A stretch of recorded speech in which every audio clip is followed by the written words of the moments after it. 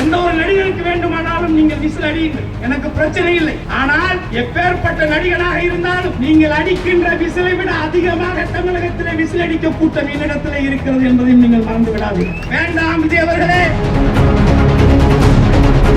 உங்களுக்கு யாரை வேண்டுமானாலும் பிடிக்கலாம், அதை பற்றி எனக்கு கவலை இல்லை. எந்த ஒரு நடிகருக்கு வேண்டுமானாலும் நீங்கள் விசில் அடியுங்கள், எனக்கு பிரச்சனை இல்லை. ஆனால் எப்பேற்பட்ட நடிகனாக இருந்தாலும் நீங்கள் அடிக்கின்ற விசிலை விட அதிகமாக தமிழகத்திலே விசில் அடிக்க கூட்டம் என்னிடத்தில் இருக்கிறது என்பதையும் நீங்கள் மறந்து விடாதீர்கள்.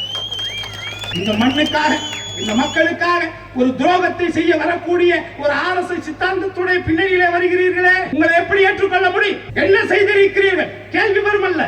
எதற்காக எல்லோரும் கேட்கிறார்கள், எதற்காக நீங்கள் நடிகர் விஜய் எதிர்க்கிறீர்கள்? நீங்களும் சினிமா துறை தானே, நீங்களும் சக நடிகர் தானே, என்ன உங்களுக்கு பிரச்சனை என்று கேட்கிறார். தனிப்பட்ட முறையில் அவருக்கும் எனக்கு என்ன கொடுக்கல் வாங்கலா இருக்கிறது? ஒன்றுமே இல்லை. அவர் ஒரு நடிகர், நான் ஒரு நடிகர். அவர் பெரிய நடிகர், நான் சின்ன நடிகர். அப்படி அவர் நினைக்கிறார். வாங்குகின்ற பணத்தின்பால் கோடிகளை வாங்குகிறேன், அவர் லட்சத்திலே வாங்குகிறார், அதனால் நான் பெரிய நடிகர் நினைக்கிறார். ஒரு அமைப்பாளர் கட்சியாளர் உடனே நேரம் வந்து சிஎம் உட்கார்ந்தார். என்ன பேராசை? என்றைக்கு எதற்காக நின்றீர்கள்? மக்களோடு என்றைக்கு நின்றீர்கள்? வேண்டாம் விஜய் அவர்களே, இந்த மண்ணிலே நீங்கள் அல்ல, இனி வரக்கூடிய 1,00,000 ஆண்டுகளாக இருந்தாலும் இந்த தமிழகத்தில் இருக்கக்கூடிய ஒரு மூத்த குடியா முக்குளத்தோர் மக்களை உதாசீனப்படுத்தி நிச்சயமாக எவர் ஒருவரும் ஜெயிக்க முடியாது.